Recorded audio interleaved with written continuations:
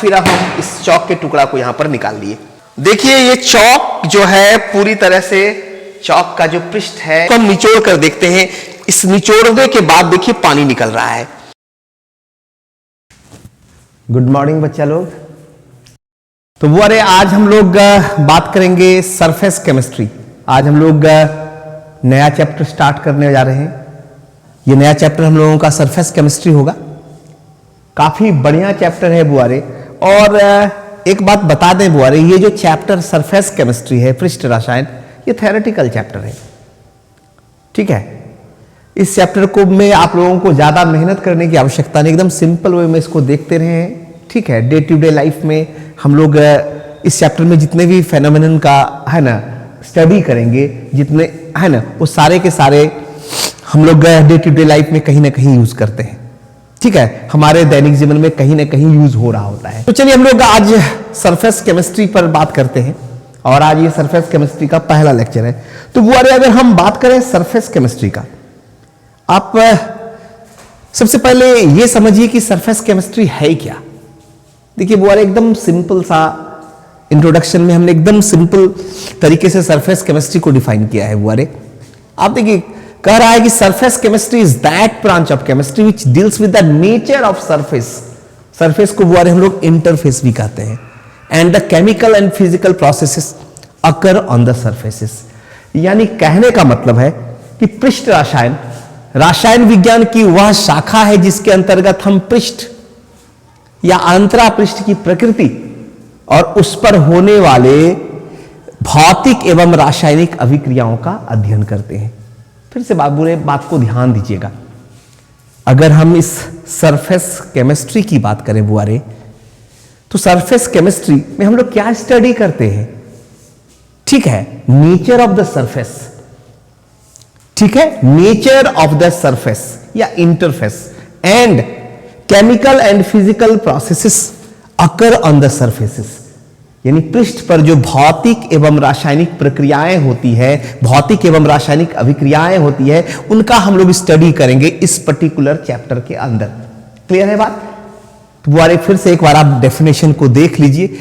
ठीक है, इंट्रोडक्शन को समझिए ध्यान से कि पृष्ठ रसायन, रासायन विज्ञान की वह शाखा है जिसके अंतर्गत हम पृष्ठ या अंतरा पृष्ठ की प्रकृति एवं उस पर होने वाले भौतिक एवं रासायनिक अभिक्रियाओं का अध्ययन करते हैं। यानी कि surface chemistry is that branch of chemistry which deals with the nature of surface और interface and the chemical and physical processes occur on the surfaces. यहां पर एक चीज द्वारे एक टर्म यूज हो रहा है, आप ध्यान दीजिए।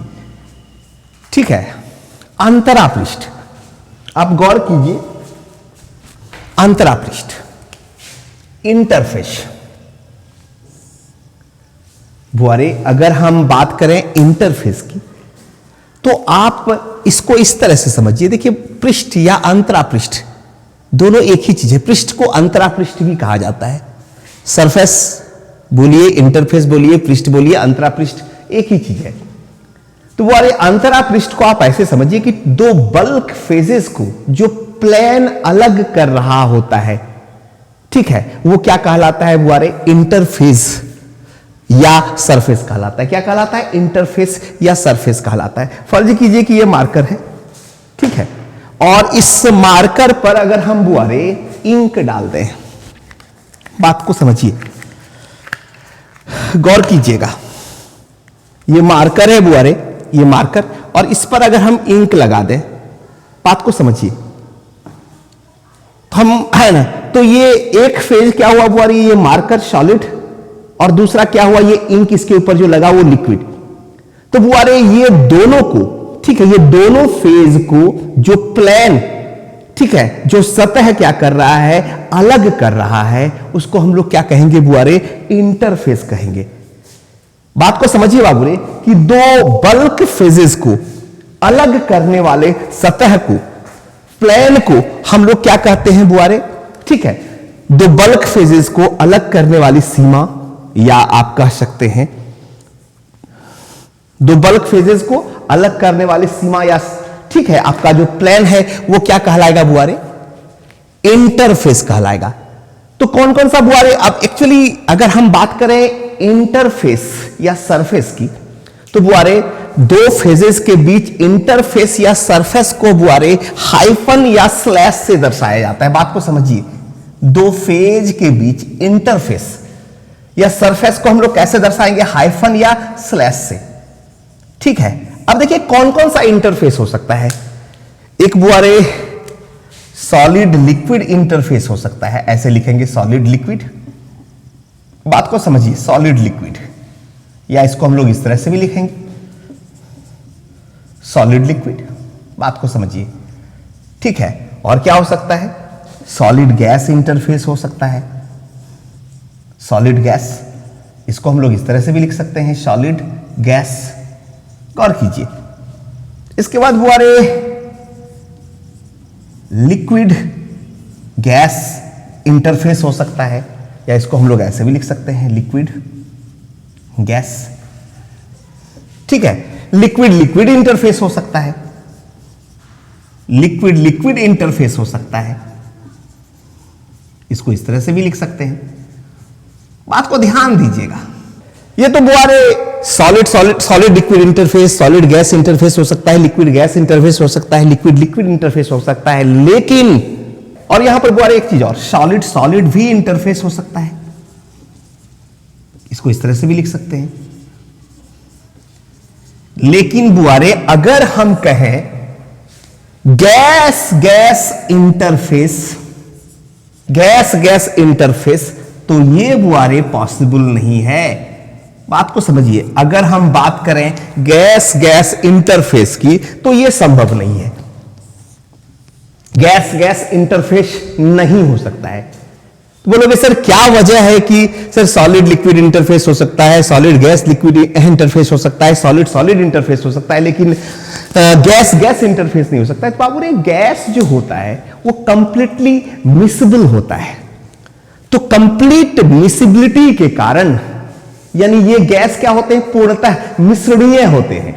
इस वजह से बाबूरे, इस मिसिबिलिटी की वजह से गैस गैस इंटरफेस नहीं बन पाता है, गैस गैस इंटरफेस नहीं होता है। फिर से आप बाबूरे गौर कीजिए। तो बुआरे, आज हम लोग स्टार्ट किए हुए हैं सरफेस केमिस्ट्री, यानी कि पृष्ठ रसायन। तो बुआरे, इस पर्टिकुलर चैप्टर की अगर हम बात करें तो इस चैप्टर में बुआरे हम क्या पढ़ेंगे?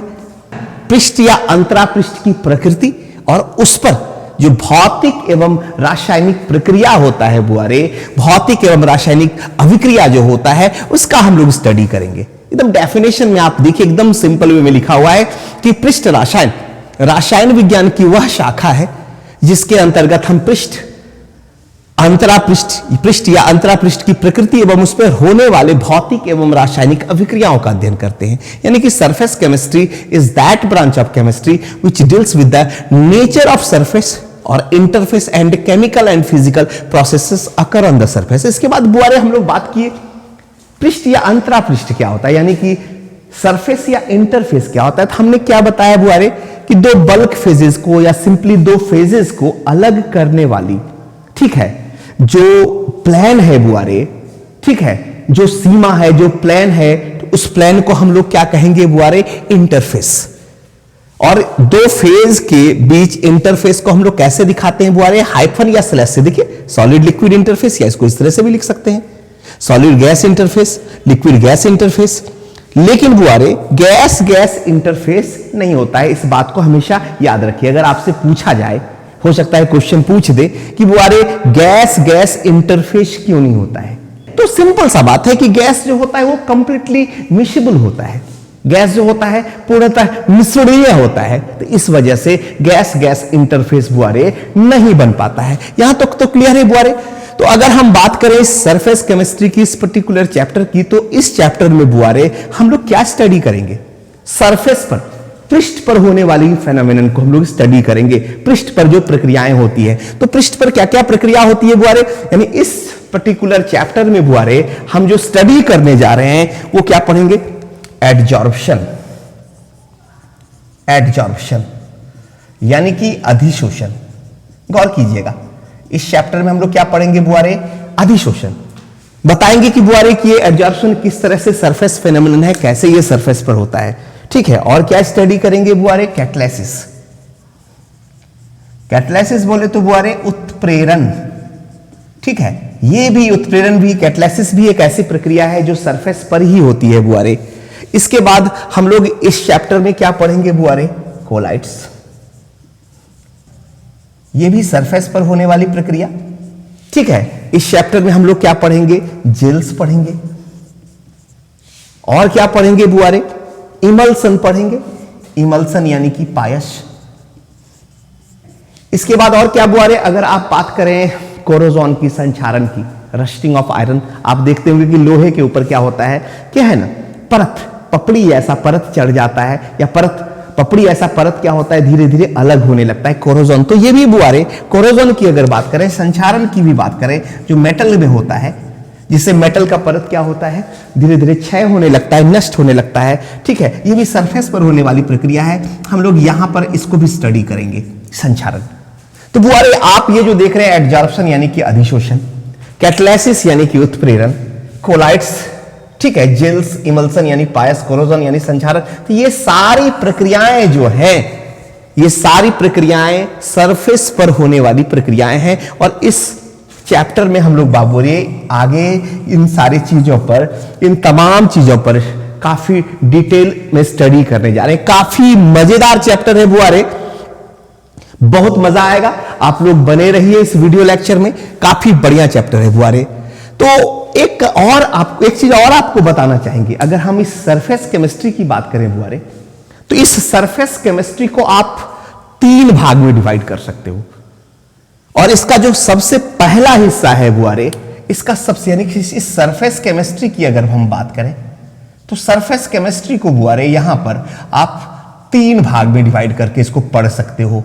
सबसे पहला हिस्सा जो होगा बुआरे, हम लोग पढ़ेंगे एडजॉर्प्शन, जिसको हम लोग कहते हैं अधिशोषण। अभी आगे हम लोग इस पर डिस्कशन करेंगे। ये पहला हिस्सा हुआ। हम अगर इस सरफेस केमिस्ट्री की बात करें तो इसका सबसे पहला हिस्सा हम लोग एडजॉर्प्शन को देखेंगे। फिर बुआरे हम लोग देखेंगे कैटालिसिस पर बात करेंगे। इसका दूसरा हिस्सा होगा बुआरे कैटालिसिस यानी कि उत्प्रेरण। और तीसरा हिस्सा जो होगा बुआरे, यहां पर लिख रहे हैं, जगह कम है, कोलाइड्स, ठीक है, कोलाइड्स। तो आप सिंपली समझिए, इस तरह से समझिए कि इस यूनिट में बाबूरे, इस यूनिट को हम लोग 3 भाग में डिवाइड करके पढ़ेंगे। तो सबसे पहले हम लोग एडजॉर्प्शन को, है ना, एडजॉर्प्शन पर डिस्कशन करेंगे। 3-4 लेक्चर में इसको खत्म करेंगे। फिर कैटालिसिस की बात करेंगे, काफी आसान है, 2-3 लेक्चर में इसको क्लियर कर लेंगे। और फिर कोलाइड्स की बात करेंगे और 4-5 लेक्चर में ये कोलाइड्स भी क्लियर हो जाएगा बुआरे। तो कहने का मतलब है कि बुआरे इस तरह से हम सरफेस केमिस्ट्री को ये 3 भाग में डिवाइड कर दिए, ठीक है। ये पहला हिस्सा, ठीक है, ये दूसरा हिस्सा, और ये बुआरे आपका तीसरा हिस्सा। ये दूसरा है ना, ये दूसरा हिस्सा, ठीक है। ये पहला हिस्सा, ये दूसरा कैटालिसिस, और ये तीसरा हिस्सा आपका कोलाइड्स। तो क्लियर है बुआरे? तो इस चैप्टर में हम लोग क्या पढ़ेंगे बुआरे? ठीक है, पृष्ठ एवं अंतरा पृष्ठ या अंतरा पृष्ठ की प्रकृति और उस पर होने वाले भौतिक एवं रासायनिक अभिक्रियाओं को स्टडी करेंगे। इसके अंदर हमारा ये सब टॉपिक है बुआरे, जिसको हमको फोकस करना है। हाँ, इस सबसे पहले इसका स्क्रीनशॉट ले लीजिए, फिर हम लोग आगे बढ़ेंगे। तो चलिए बुआरे, हम लोग सबसे पहले एडजॉर्प्शन पर बात कर लेते हैं। एडजॉर्प्शन, बात को समझिए। एडजॉर्प्शन है ना बुआरे, इसको हम लोग अधिशोषण भी कहते हैं। अधिशोषण, बात को समझिए। अभी हम लोग एडजॉर्प्शन पर बात करेंगे, अधिशोषण पर। कुछ टर्म्स को यहां पर हम लिख रहे हैं बुआरे, जिसका यूज होना है अभी थोड़ा सा, है ना, ठीक है। सबसे पहले यहां पर बुआरे अगर हम बात करें अधिशोषण, तो इसको हम लोग एडजॉर्प्शन के नाम से जानते हैं। दूसरा इसी से मिलता जुलता जो टर्म है बुआरे, वो है अवशोषण। अभी हम लोग बात करेंगे एब्जॉर्प्शन। देखिए इसमें बी है, एब्जॉर्प्शन। अब गौर कीजिएगा, अधिशोषक, इसको हम लोग कहते हैं एडजॉर्बेंट ये शब्द अगर सुना हुआ रहेगा तभी काफी आसान हो जाएगा जब हम लोग डिस्कशन करेंगे टॉपिक पर। अधिशोषक यानी एडजॉर्बेंट, अधिशोष्य,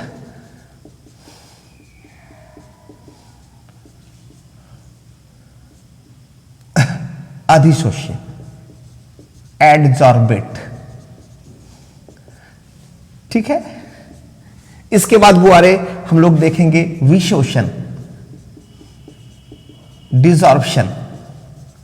अभी जो हम लोग टर्म डिस्कशन करने जा रहे हैं बुआरे, ठीक है, ये सारा टर्म हम लोग अभी डिस्कशन करने जा रहे हैं। अगला टर्म होगा शोषण, सॉर्प्शन इसको भी बोलते हैं, इसको सॉर्प्शन भी बोलते हैं। इसके बाद बुआरे हम लोग स्टडी करेंगे अधिधारण, इसको हम लोग ऑक्लूजन, ठीक है, ऑक्लूजन, अधिधारण। तो सबसे पहला अधिशोषण यानी एडजॉर्प्शन, फिर अवशोषण यानी एब्जॉर्प्शन, फिर अधिशोषक एडजॉर्बेंट, अधिशोष्य एडजॉर्बेट, विशोषण डिसॉर्प्शन, शोषण सॉर्प्शन, अधिधारण। इसके अलावा हम लोग बुआरे पॉजिटिव एडजॉर्प्शन और निगेटिव एडजॉर्प्शन मतलब धनात्मक अधिशोषण,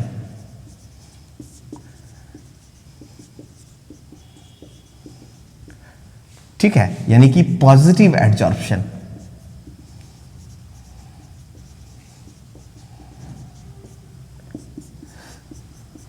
और ऋणात्मक अधिशोषण।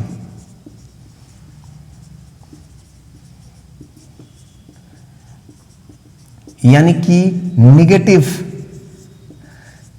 एडजॉर्प्शन पर बात करेंगे। तो सबसे पहले ये आपके लिए की वर्ड्स है, इसको ध्यान में ले आइए, तब हम लोग टर्म को यूज करेंगे। तो चलिए बुआरे हम लोग सबसे पहले अधिशोषण को समझने का प्रयास करते हैं। एडजॉर्प्शन, अगर हम अधिशोषण की बात करें, एडजॉर्प्शन की बात करें, तो बुआरे इस घटना को हम अपने आसपास हमेशा फील करते हैं, हमेशा देखते हैं, ठीक है। अगर आप फर्ज कीजिए कि ये व्हाइट बोर्ड है और इस पर हम मार्कर से लिख रहे हैं, तो बुआरे अगर हम ये मार्कर से कुछ इस बोर्ड पर लिख रहे हैं,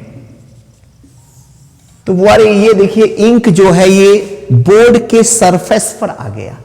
बात को समझिए, अगर एक पदार्थ दूसरे पदार्थ के सरफेस पर आ रहा है तो बुआरे ये एडजॉर्प्शन की घटना है। आप एकदम सिंपल वे में समझिए। अगर हम बात करें कि ये इंक जो है, ये जो लिखावट है, ये अंदर तक तो नहीं गया है, केवल ये सरफेस पर है, तो ये एडजॉर्प्शन है बुआरे। आप एकदम सिंपल सा दिमाग में बिठा लो बात कि अगर कोई प्रक्रिया सरफेस पर हो रही है, पदार्थ के सरफेस पर हो रही है, सॉलिड और लिक्विड के सरफेस पर हो रही है, तो वो क्या है बुआरे? एडजॉर्प्शन है। फर्ज करो आप मार्केट निकले, ठीक है, तो आपके है ना स्किन पर जो धूल का कण आया वो केवल आपके स्किन के सरफेस पर है, अंदर तक नहीं गया, बल्क में नहीं गया। तो यहां पर बुआरे, यहां पर भी क्या हो रहा है? धूल का आपके स्किन पर क्या हो रहा है? एडजॉर्प्शन हो रहा है। आप बात को समझिए। यहां पर एक और टर्म है बुआरे, एब्जॉर्प्शन। आप देखिए, गौर कीजिए, एडजॉर्प्शन और एब्जॉर्प्शन में, एब्जॉर्प्शन यानी कि अवशोषण, दोनों के बीच, ठीक है, डिफरेंस समझने का, जो बेसिक डिफरेंस है उसको समझने का आप प्रयास कीजिए। अब आप सिंपल सा हम इसको आपको कुछ एग्जाम्पल से समझा रहे हैं। तो चलिए बुआरे, एडजॉर्प्शन और एब्जॉर्प्शन को हम लोग सिंपल सा एक्टिविटी से समझने का प्रयास करते हैं। आप बुआरे एक चीज यहां पर ध्यान रखिएगा, अगर एडजॉर्प्शन की हम बात करें तो बुआरे इसमें होगा क्या कि सॉलिड या लिक्विड के सरफेस पर कोई पदार्थ आकर के टिकेगा, ठीक है। और अगर हम एब्जॉर्प्शन की बात करें तो ये थ्रू आउट होल बॉडी होगा, यानी इसमें क्या होगा? पदार्थ बल्क तक चला जाएगा। तो चलिए इसको हम सिंपल सा एक्टिविटी से समझते हैं। देखिए बुआरे, ये चौक का टुकड़ा है और इस चौक के टुकड़ा को अभी हम बुआरे स्याही में डाल रहे हैं। गौर कीजिए, इस चौक के टुकड़ा को हम स्याही में डाल रहे हैं और फिर अब हम इस चौक के टुकड़ा को यहां पर निकाल लिए, ठीक है। इस चौक के टुकड़ा को निकाल लिए बुआरे।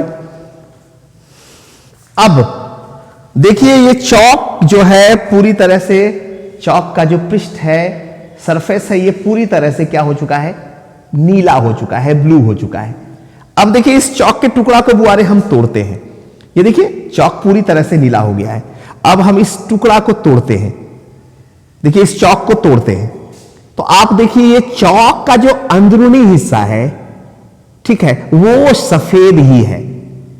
मतलब ये जो इंक है बल्क तक नहीं गया है। बात को समझने का प्रयास कीजिए बुआरे, कि बुआरे ये देख लीजिए आप, इंक केवल सरफेस तक टिका हुआ है, बल्क में अंदरूनी हिस्सा इसका सफेद ही है। तो यहां पर आप सिंपली कह सकते हैं कि चौक जो है, चौक के द्वारा इस स्याही का एडजॉर्प्शन हो रहा है, यानी ये जो स्याही, ठीक है वो चौक के केवल सरफेस पर टिका हुआ है, केवल सरफेस पर है, अंदर तक नहीं गया। अगर ये स्याही अंदर तक चला जाता बुआरे तो ये एब्जॉर्प्शन होता, अवशोषण होता है। बात को समझिए, ये सॉलिड चौक था और जब हम इसको स्याही यानी कि लिक्विड में डाले बुआरे तो ये जो स्याही है इसके केवल सरफेस पर आया और इसका अंदरूनी हिस्सा, फिर से आप गौर कर लीजिए, इसका अंदरूनी हिस्सा सफेद ज्यों का त्यों रहा। यानी ये जो स्याही है केवल इसके सरफेस पर आया, तो बुआरे ये आपका अधिशोषण है, ये एडजॉर्प्शन है। चलिए अब हम लोग एब्जॉर्प्शन को समझने का प्रयास करते हैं। बुआरे ये स्पंज है, अब इस स्पंज को हम बुआरे इस पानी में डाल रहे हैं, ठीक है, देखिए इस स्पंज को बुआरे हम पानी में डाल रहे हैं, ये स्पंज को बुआरे हम पानी में डाल रहे हैं। तो अब देखिए ये देखिए, अब आप गौर कीजिए कि ये जो पानी है, ये जो जल है बुआरे, ये स्पंज के पृष्ठ पर तो है ही, साथ ही साथ इसके अंदर चला गया। आप देखिए इसको हम निचोड़ कर देखते हैं, इस निचोड़ने के बाद देखिए पानी निकल रहा है, तो ये स्पंज से पानी निकल रहा है। तो बुआरे ये जो वाटर है स्पंज के सरफेस पर तो आया ही, साथ ही साथ इसके बल्क में भी चला गया, अंदर भी चला गया बुआरे।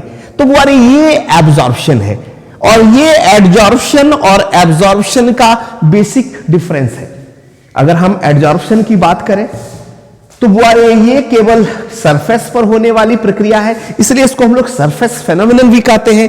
और अगर एब्जॉर्प्शन पर बात करें तो ये थ्रू आउट होल बॉडी होता है, बल्क में होता है, तो बुआरे इसको हम लोग बॉडी फेनोमेनन या बल्क फेनोमेनन का नाम देते हैं, ठीक है। तो चलिए बुआरे आगे हम लोग बढ़ते हैं। अधिशोषण के डेफिनेशन को देख लीजिए, एकदम सिंपल सा, अभी हम लोग सिंपल सा एक्टिविटी अधिशोषण के लिए कर ही चुके।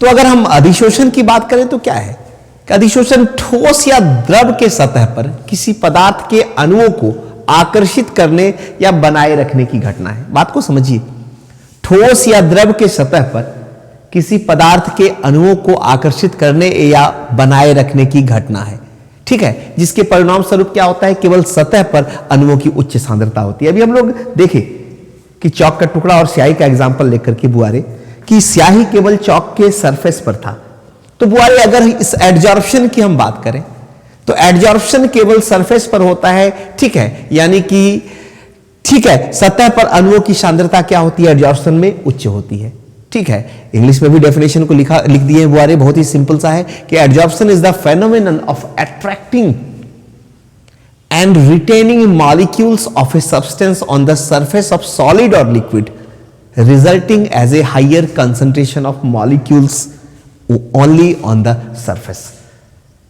बुआरे इसमें क्या होता है, केवल सतह पर अणुओं की उच्च सांद्रता होती है, यानी अधिशोषण में क्या होता है बुआरे, ठोस या द्रव के सतह पर किसी पदार्थ के, ठीक है, अणु क्या होते हैं, आकर्षित हो जाते हैं केवल सतह पर, वो बल्क तक नहीं जा पाते हैं। बुआरे डेफिनेशन एकदम बहुत सिंपल सा है कि अधिशोषण ठोस या द्रव के सतह पर किसी पदार्थ के अणुओं को आकर्षित करने एवं बनाए रखने की घटना है, जिसके परिणाम स्वरूप केवल सतह पर अणुओं की उच्च सांद्रता होती है।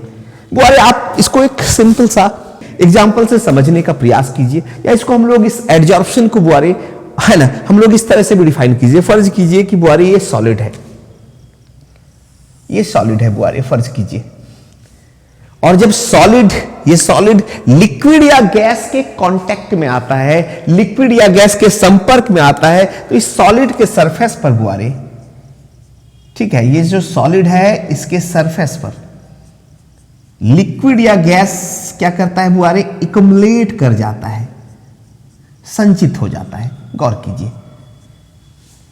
अगर ये सॉलिड लिक्विड के कांटेक्ट में आया तो इसके सरफेस पर लिक्विड एक्युमुलेट करेगा, और अगर ये गैस के संपर्क में आया बुआरे तो ये है ना, गैस इस सॉलिड के सरफेस पर एक्युमुलेट करेगा, लेकिन ये बल्क में नहीं जाएगा। तो आप गौर कीजिए बुआरे, यहां पर ये सॉलिड है बुआरे, सॉलिड, और ये क्या है बुआरे, रेड मार्कर से इसके सरफेस पर हमने लिक्विड, ठीक है, या गैस को बुआरे दिखाया है। गौर कीजिए, तो जब ये सॉलिड बुआरे लिक्विड या गैस के कांटेक्ट में आया तो सॉलिड के सरफेस पर लिक्विड या गैस क्या कर गया बुआरे, एक्युमुलेट कर गया, और इस प्रोसेस को भी हम लोग एडजॉर्प्शन कहते हैं। तो यहां आप सिंपली ऐसे भी एडजॉर्प्शन को डिफाइन कर सकते हैं कि when solid comes in contact with liquid और gas, accumulation of liquid or gas placed on the surface of solid, this phenomenon is known as adsorption। यानी कि जब ठोस द्रव या गैस के संपर्क में आता है तो ठोस के सतह पर द्रव या गैस क्या करता है बुआरे, एक्युमुलेट कर जाता है, और इस घटना को हम लोग क्या कहते हैं, एडजॉर्प्शन कहते हैं। फिर से एक बार ध्यान दीजिए, अगर हम लोग इस डेफिनेशन को थोड़ा अलग करके लिखना चाहे तो वो भी लिख सकते हैं। यहां पर आप सिंपली लिख सकते हो कि when solid comes in contact with liquid और gas, then accumulation of liquid or gas takes place on the surface of solid and this phenomenon is known as, ठीक है, adsorption। यानी जब ठोस द्रव या गैस के संपर्क में आता है तो ठोस की सतह पर द्रव या गैस क्या करता है बुआरे, संचित हो जाता है, एक्युमुलेट कर जाता है, और इस घटना को बुआरे, this event is known as adsorption. एक चीज यहां पर और बाबूरे आप लोग गौर कीजिएगा, यहां जो सॉलिड है बुआरे, इस सॉलिड को हम लोग कहते हैं, इस सॉलिड को हम लोग कहेंगे यहां पर अधिशोषक, यानी कि एडजॉर्बेंट। इस सॉलिड को बुआरे बोलेंगे हम लोग अधिशोषक, यानी कि एडजॉर्बेंट, और इसके सरफेस पर जो बुआरे लिक्विड या गैस आया उसको हम लोग कहेंगे एडजॉर्बेट, मतलब अधिशोष्य। बात को समझिए, अधिशोष्य मतलब एडजॉर्बेट। फिर से गौर कीजिए बुआरे, यहां पर यह भी है ना, डेफिनेशन पूछा जाता है एडजॉर्बेंट का, यानी कि अधिशोषक का, एडजॉर्बेट का, अधिशोष्य का, यह भी डेफिनेशन आप देखिए यहां पर, यह टर्म हमने पहले से लिख रखा है, अधिशोषक, अधिशोष्य, अधिशोषण। अभी हम लोग इस टर्म पर बुआरे बात कर रहे हैं। तो अधिशोषण क्या हुआ बुआरे, कि जब सॉलिड द्रव या गैस के संपर्क में आया तो सॉलिड के सरफेस पर क्या हो गया, द्रव या गैस क्या कर गया बुआरे, एक्युमुलेट कर गया, संचित हो गया, और इस घटना को हम लोग क्या कहेंगे, एडजॉर्प्शन कहेंगे। यहां पर सॉलिड बुआरे अधिशोषक यानी कि एडजॉर्बेंट कहलाएगा, और ये जो लिक्विड या गैस जो सॉलिड के सरफेस पर आया बुआरे, इसको हम लोग क्या कहेंगे, अधिशोष्य कहेंगे, एडजॉर्बेंट कहेंगे। तो चलिए सबसे पहले इसका स्क्रीनशॉट ले लीजिए।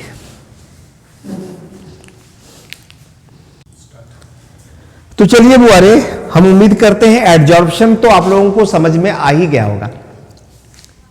ठीक है, कि अगर हम एडजॉर्प्शन की बात कर रहे हैं तो बुआरे ये सॉलिड है, और ये सॉलिड के सरफेस पर क्या आ जा रहा है बुआरे, यहां पर लिक्विड या गैस सरफेस पर। तो ये बुआरे आप जान ही गए हो कि एडजॉर्प्शन है, कि जब ये सॉलिड लिक्विड या गैस के कांटेक्ट में आया तो इस सॉलिड के सरफेस पर बुआरे लिक्विड या गैस एक्युमुलेट कर गया, संचित हो गया, और ये घटना बुआरे आपका अधिशोषण है। अब यहां पर दो टर्म बुआरे और, ठीक है, के बारे में, दो टर्म के बारे में आप और जान लीजिए। तो यहां पर बुआरे सबसे पहले अगर इस सॉलिड की बात करें बुआरे, तो यहां पर हम इस सॉलिड को अधिशोषक यानी कि एडजॉर्बेंट कहेंगे, और इस लिक्विड या गैस को क्या कहेंगे बुआरे, अधिशोष्य।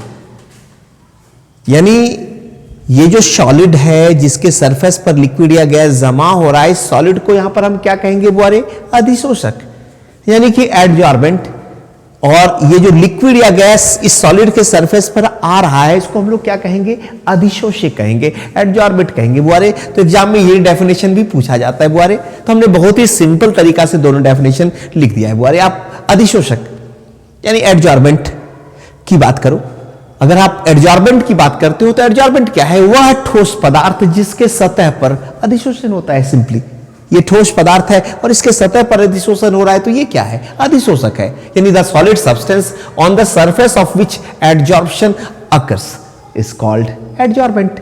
यानी वह ठोस पदार्थ जिसके सतह पर, ये जो ठोस पदार्थ है इसके सतह पर एडजॉर्प्शन हो रहा है बुआरे, तो ये ठोस पदार्थ आपका अधिशोषक है, एडजॉर्बेंट है। अगर अधिशोष्य की बात करो तो इसको क्या, कैसे डिफाइन करोगे बुआरे एडजॉर्बेंट को? कि वह पदार्थ जो ठोस के सतह पर, ठीक है, क्या होता है? अधिशोषित हो जाता है, तो हम लोग उसको क्या कहेंगे? अधिशोष्य कहेंगे। या इसको हम लोग इस तरह से भी लिख सकते हैं कि वह पदार्थ जो ठोस के सतह पर अंतराण्विक आकर्षण बल के कारण अधिशोषित हो जाते हैं, अधिशोष्य कहलाते हैं। यानी the molecular species that get adsorbed on the solid surface due to intermolecular attractions are called adsorbate। तो सिंपल सा बात बाबूरे, यहां पर ये टर्म हम उम्मीद करते हैं क्लियर है। तो यहां पर बाबूरे 3 टर्म हम लोग डिस्कस कर चुके हैं। सबसे पहला अधिशोषण यानी कि एडजॉर्प्शन। तो अगर हम एडजॉर्प्शन की बात करें तो बुआरे क्या होगा कि अगर सॉलिड के सरफेस पर लिक्विड या गैस आ जा रहा है तो ये इवेंट बुआरे, ये फेनोमेनन हमारा एडजॉर्प्शन है। और अगर हम इस अधिशोषक एडजॉर्बेंट की बात करें तो यहां जो सॉलिड है जिसके सरफेस पर एडजॉर्प्शन हो रहा है वो क्या है बुआरे? ठीक है, अधिशोषक या एडजॉर्बेंट है। और अगर हम अधिशोष्य की बात करें तो जो लिक्विड या गैस है जो सॉलिड के सरफेस पर आ रहा है, जो सॉलिड के सरफेस पर संचित हो रहा है या चिपक रहा है, वो क्या है बुआरे? अधिशोष्य है, एडजॉर्बेंट है। तो चलिए बुआरे सबसे पहले आप इसका स्क्रीनशॉट ले लीजिए और एक बात जान लीजिए बुआरे कि हमने पूरा डिटेल करके बुआरे इस बोर्ड पर ही लिख दिया है। आपको नोट्स की आवश्यकता नहीं है, आप केवल स्क्रीनशॉट लीजिए और अपने कॉपी में लिख लीजिए। तो चलिए बुआरे पहले इसका स्क्रीनशॉट ले लीजिए। तो चलिए बुआरे हम लोग एडजॉर्प्शन के कुछ एग्जांपल्स को देख लेते हैं। देखिए पहला एग्जांपल बुआरे कह रहा है सिलिका जेल नमी को नियंत्रित करता है, क्योंकि यह वातावरण से जल या नमी को क्या करता है? अधिशोषित करता है। तो आप लोग बोलोगे सर ये सिलिका जेल क्या है? तो आप लोग मार्केटिंग करने तो जाते हो, कभी जूता या बैग या कोई इलेक्ट्रॉनिक सामान जब लाते होगे तो आप देखते हो कि छोटा सा पुड़िया में, ठीक है, पुड़िया मिलता है उसमें जिसके अंदर सिलिका जेल बुआरे भरा हुआ रहता है। बोलोगे सर वो पुड़िया क्यों डाला जाता है? वो इलेक्ट्रॉनिक डिवाइस वाला बॉक्स हो या आप जूते की बॉक्स की बात करें या, ठीक है, तो यहां पर ये सिलिका जेल क्यों डाला जाता है बुआरे? एक्चुअली ये सारी चीज जो है ना नमी की वजह से खराब हो सकता है।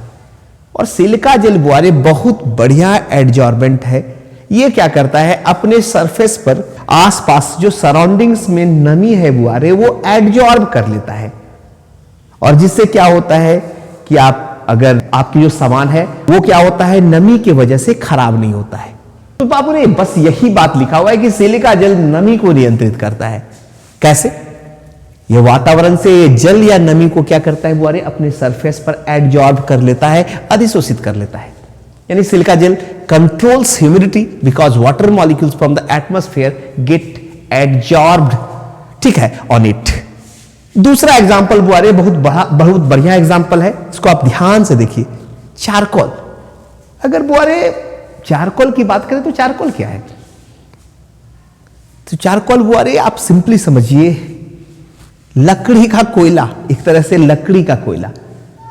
बुआरे आगे हम लोग एनिमल चारकोल वगैरह पर भी बात करेंगे, ठीक है, जंतु चारकोल, ठीक है।